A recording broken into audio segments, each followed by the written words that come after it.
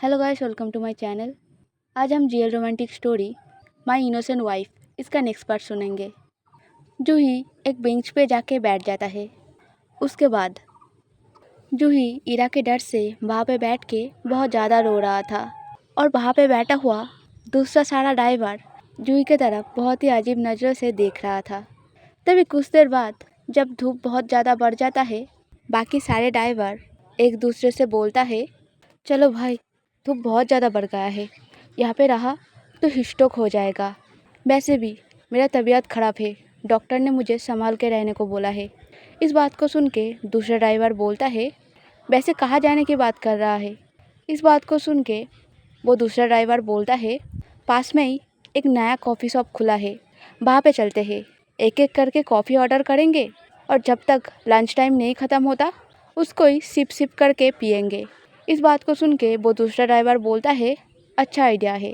ऐसा बोल के वो दोनों ड्राइवर वहाँ से चला जाता है। एक एक करके सारे ड्राइवर बहुत ज़्यादा धूप होने की वजह से कहीं ना कहीं चले जाते हैं, मगर जूही उस तपती धूप में वहाँ पे ही बैठा रहता है, इस होप में शायद ईरा लंच खाने के लिए बाहर आएगा, तब वो उसे उसका लंच देगा। मगर ईरा उसके ऑफिस से बाहर नहीं आता। इधर दूसरी तरफ जब ईरा एक मीटिंग ख़त्म करके उसके ऑफिस के अंदर आता है, जब वो घड़ी की तरफ देखता है तब 1:15 बजा था। ईरा घड़ी की तरफ देख के फिर बोलता है, क्या हुआ जी, अब तक क्यों नहीं आया? अब तक तो आ जाना चाहिए था, और इस बार तो मैंने पैसा भी दे दिया था, क्या टाइम पे उसे गाड़ी नहीं मिला? इस तरह आहिस्ता आहिस्ता टाइम जा रहा था और ईरा बेचैनी से उसके ऑफिस के अंदर इधर उधर टहल रहा था। जब टाइम बीतते बीतते एक समय पे दोपहर से शाम हो जाता है, ईरा का चिंता गुस्से में बदल जाता है। ईरा ने सोचा शायद जूही पिछली बार की तरह ही घर से निकला ही नहीं, इसी वजह से वो यहाँ पे नहीं पहुँचा। इस बात को सोच के ईरा बहुत ज़्यादा गुस्सा होकर बोलता है, तुम्हारा हिम्मत कैसे हुआ जूही? मैंने तुम्हें बोला था कि टाइम पे मेरे ऑफिस पे पहुँच जाना, बस एक छोटा सा काम तुम वो भी नहीं कर पाए। तुम प्रिपेयर रहना आज रात की पनिशमेंट के लिए। ऐसा बोल के ईरा उसके कोट को उसके हाथ में लेके उसके ऑफिस से निकल जाता है। ईरा को ऐसे हड़बड़ी में निकलते हुए देख के ईरा का पर्सनल सेक्रेटरी रिमी ईरा के नज़दीक आके बहुत ही प्रीटी वॉइस में बोलता है, मैम, क्या आप इतना जल्दी घर जा रहे हो? इस बात को सुन के ईरा बहुत ज़्यादा इरिटेट होकर बोलता है, क्यों, क्या मुझे तुम्हारी परमिशन लेना चाहिए? इस बात को सुन के रिमी थोड़ा सा डर जाता है। वो अपने डरी हुई वॉइस में बोलता है, नहीं मैम, वो आपका आज। ईरा रिमी को उसका बात ख़त्म करने नहीं देता। वो रिमी की तरफ देख के रिमी को बोलता है, डोंट बॉदर मी, अभी मेरा मूड नहीं है तुम्हारा बकवास सुनने के लिए। अगर कुछ कहना होगा तो बाद में कहना, और इन फ्यूचर मुझे ऐसे फालतू के क्वेश्चन मत करना। ऐसा बोल के ईरा गुस्से में बाहर से चला जाता है। ईरा के बाहर से चले जाने के बाद रिमी उसका घबराता हुआ खुला मुंह को बंद करके उसके ज़ोर ज़ोर से धड़कता हुआ दिल पे अपना एक हाथ रख के बोलता है, मेरे ईरा को आज क्या हो गया? वो इतना ज़्यादा गुस्सा क्यों था? वो तो मुझसे कभी भी ऐसे बात नहीं करता। किसकी वजह से वो इतना ज़्यादा गुस्सा है? मगर ठीक है, कोई बात नहीं, मुझे बुरा नहीं लगा। मगर प्लीज़ तुम मुझे छोड़ के किसी दूसरे पर्सन को मत प्यार करना, क्योंकि अगर तुम ऐसा कुछ करोगे तो वो मैं सह नहीं पाऊँगा, और मैं तुम्हें तो कुछ नहीं कर पाऊँगा क्योंकि मैं तुम्हें बहुत ज़्यादा प्यार करता हूँ। मगर अगर तुम मुझे छोड़ के किसी दूसरे पर्सन को चाहोगे तो मैं तो उस पर्सन को चैन से नहीं जीने दूंगा। मगर मुझे पता है तुम ऐसा कुछ कभी नहीं करोगे। ऐसा बोल के वो हल्के से मुस्कुरा के उसके बेंच पे जाके बैठ जाता है।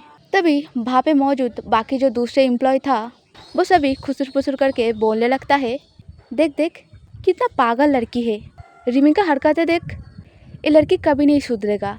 हमारे मैम का शादी हो गया और अभी भी इसका होप एंड एवरीथिंग जैसे का वैसा ही है। ना जाने इस लड़की के दिमाग में क्या चल रहा है।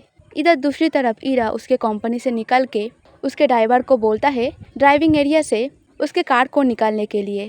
तभी उसके पास एक गार्ड आके हिचकिचाते हुए बोलता है, मैम, एक बात करना था। तभी ईरा ईडर होकर बोलता है, अब तुम्हें क्या हुआ? एक पर्सन को छोड़ के सभी के सभी आंखों के सामने आ रहा है। इस बात को सुन के गार्ड को कुछ समझ नहीं आता। वो गार्ड कॉन्फ्यूज़ होकर बालों को खुजाते हुए ईरा को बोलता है, मैम, एक अजीब सा पर्सन आया था, कोई एंट्री कार्ड नहीं था उसके पास, मगर वो अंदर जाने की जिद कर रहा था। इस बात को सुन के ईरा इरिटेट होकर बोलता है, ऐसी नॉर्मल सी बातें जान के मैं क्या करूँ?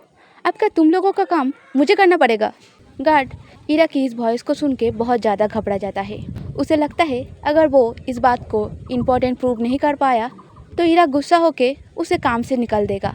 और आजकल के ज़माने में इतना अच्छा सैलरी में जॉब उतना इजीली मिलता भी नहीं। इसी वजह से वो गार्ड अपने बात को इम्पोर्टेंट प्रूव करने के लिए बहुत ही सीरियस होके ईरा को बोलता है, ये नॉर्मल सी बात नहीं है मैम। वो पर्सन आपके पास जाना चाहता था, मैं घुसने नहीं दे रहा था, इसी वजह से वो पर्सन बोल रहा था वो आपकी वाइफ है। मगर आप चिंता मत कीजिए, मैंने उस पर्सन को डांट के भगा दिया। इस बात को सुन के ईरा उसके गुस्से वाले वॉइस में बोलता है, तुमने क्या किया? ईरा की इस वॉइस को सुन के वो गार्ड बहुत ज़्यादा डर जाता है। वो डरता हुआ वॉइस में बोलता है, वो पर्सन जिद कर रहा था इसलिए मैंने उसे डांट के भगा दिया। क्यों मैम? तभी ईरा उस गार्ड के सामने आके उस गार्ड के कॉलर को टाइट से पकड़ के उस गार्ड को बोलता है, हाउ डेयर यू, तुम्हारा हिम्मत भी कैसे हुआ ऐसा कुछ करने की? ईरा की इस वॉइस को सुन के उस गार्ड को पता चल जाता है उसने बहुत बुरा कुछ किया है। उस गार्ड का पूरा बॉडी कांपने लगता है। तभी ईरा गुस्से वाला वॉइस में बोलता है, तुम्हें तो मैं। तभी वो कुछ सोच के उस गार्ड को पूछता है, कहाँ है वो पर्सन? तभी वो गार्ड अपना डरा हुआ वॉइस में बोलता है, मैंने बोला था उन्हें चले जाने को मगर वो नहीं गए। जहाँ पे सारा ड्राइवर बैठा रहता है वो पर्सन वहाँ पे ही बैठा है। इस बात को सुन के ईरा एकदम से उस गार्ड के कॉलर को छोड़ के दौड़ के उस जगह पे जाता है जहाँ पे जूही बैठा था। जब ईरा जूही के पास जाता है वो देखता है जूही बेंच के ऊपर अपने आप को हक करके एक बॉल के जैसा बैठा था। अचानक वेरी फेमिलियर वॉइस में जूही करके कोई पुकार रहा है सुन के जूही अपना फेस ऊपर उठा के जब देखता है उसे दिखता है ईरा उसके सामने खड़ा है। जूही ईरा को देख के बहुत ज़्यादा डर जाता है। वो जल्दी से कुछ कहने जाता है मगर डर के मारे उसके मुंह से कोई आवाज़ नहीं निकलता। तभी ईरा जूही को पूछता है, क्या हुआ, क्या तुम मुझे कुछ कहना चाहते हो? इस वॉइस को सुन के जूही बहुत ज़्यादा डर जाता है मगर ईरा इस बार उसके रूड वॉइस में नहीं बोला था मगर दौड़ के आने की वजह से ईरा ज़ोर ज़ोर से सांस ले रहा था। इसकी वजह से उसका वॉइस बहुत ज़्यादा स्कैरी सुनाता है। इस वॉइस को सुन के जूही और भी ज़्यादा डर जाता है। जूही सोचता है वो ईरा को टाइम से टिफ़िन नहीं पहुंचा पाया, इसी वजह से ईरा उसके ऊपर नाराज़ है और वो उसे अब पनिश करेगा कल रात से भी बुरे तरीके से। इस बात को सोच के ही जूही का हालत बहुत ज़्यादा ख़राब हो जाता है क्योंकि वो सब चीज़ों को झेलने के लिए जूही के बॉडी में और ताकत नहीं है। मगर जूही अपने मन में सोचता है, अगर मैं इन्हें अच्छे से समझाऊंगा तो शायद ये मुझे माफ़ कर दे। ऐसा सोच के ही जूही ईरा की तरफ देख के उसकी कांपता हुआ वॉइस में बोलता है, मुझे माफ़ कर दीजिए, मैं टाइम पे आया था, मैंने जानबूझ के देर नहीं किया मगर गार्ड ने मुझे अंदर घुसने नहीं दिया। मैंने गार्ड को बोला भी था मैं आपका वाइफ हूँ मगर मेरी बात पे कोई बिलीव ही नहीं कर रहा था। मैं गार्ड को बहुत बार समझाया था मगर फिर भी उन्होंने मेरी बात नहीं सुनी। मगर मैं फिर भी घर नहीं गया, मैं यहीं पे बैठा था, प्लीज़ मुझे माफ़ कर दीजिए। जूही ये सब बोलते हुए ईरा को समझाने लगता है और ये सब कहते समय इवन उसकी आंखों से लगातार आंसू गिर रहा था। अचानक इतना सारा फीलिंग्स और इमोशनल टॉर्चर जूही ले नहीं पाता। वो इतना ज़्यादा अनएक्साइटी की वजह से एकदम से सेंसलेस हो जाता है। जूही एकदम से नीचे गिरने ही वाला था तभी ईरा आके जूही को पकड़ लेता है। जूही का पूरा बॉडी ठंडा पड़ चुका था। ईरा जूही के नाम को लेके पुकारता रहता है मगर जूही कोई रिस्पॉन्स नहीं करता। इस चीज़ को देख के ईरा बहुत ज़्यादा पैनिक कर जाता है। वो रोते हुए जूही की तरफ देख के बोलता है, क्या हुआ बेबी, तुम आंखें क्यों नहीं खोल रहे हो? तुम चिंता मत करो, मैं तुम्हारे ऊपर नाराज़ नहीं हूँ। मगर जूही फिर भी कोई रिस्पॉन्स नहीं करता। इस चीज़ को देख के ईरा और भी ज़्यादा पैनिक कर जाता है। ईरा चिल्ला के बोलता है, गार्ड जल्दी से मेरा कार निकालो। ऐसा बोल के ईरा जूही को उसके गोदी में उठा के कार तक ले जाता है। ईरा जूही को कार की बैक सीट में लेटा के खुद ड्राइविंग सीट पर बैठ के ड्राइव करने लगता है। ईरा ड्राइव करते समय बारी बारी से जूही की तरफ देखने लगता है। ईरा जूही की तरफ देख के बोलता है, तुम चिंता मत करो बेबी, हम अभी हॉस्पिटल पहुंच जाएंगे और तुम ठीक हो जाओगे, तुम्हें कुछ नहीं होगा, मेरे होते हुए तो तुम्हें कुछ भी नहीं होगा। प्लीज़ बेबी थोड़ी देर वेट करो, तुम मुझे ऐसे छोड़ के नहीं जा सकते। ईरा हॉस्पिटल में पहुंचने ही वाला था मगर उसके एक स्टॉपेज पहले ही बहुत ज़्यादा जैम हो जाता है, जिसकी वजह से इरा का गाड़ी 1 इंच भी और हिल नहीं पाता। जिस चीज़ को देख के इरा बहुत ज़्यादा गुस्सा हो जाता है। 5 मिनट बीत जाता है। इरा का कार 5 मिनट तक उस जैम पे वैसे ही फंसा रहता है।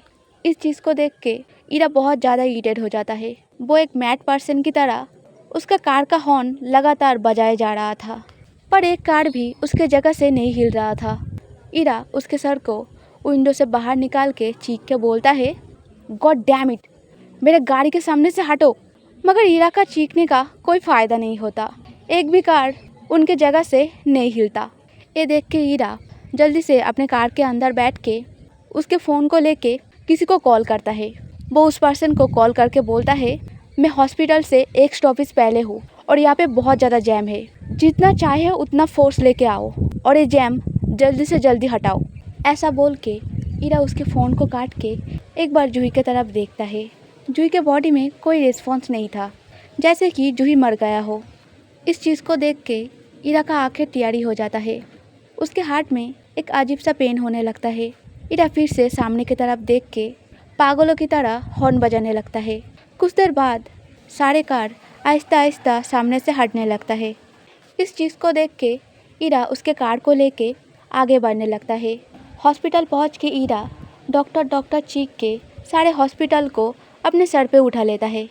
तभी कुछ नर्स आके जूही को स्ट्रेचर पे लेटा के अंदर ले जाता है और इरा टेंस होके रूम के बाहर इधर उधर चलते हुए अपने हाथों को मलते रहता है। कुछ देर बाद डॉक्टर बाहर आता है। इरा डॉक्टर को देख के डॉक्टर को पूछता है, जूही कैसा है, क्या वो ठीक है? तभी डॉक्टर इरा को पूछता है, पेशेंट आपके कौन है? इस बात को सुन के इरा डॉक्टर को बोलता है, वो मेरा वाइफ है। आज के लिए इतना ही। अगर स्टोरी पसंद आए लाइक करना, कमेंट करना, सब्सक्राइब करना। जितना जल्दी सब्सक्राइब होगा उतना जल्दी इसका नेक्स्ट पार्ट आएगा, वरना you have to wait. Okay, bye bye.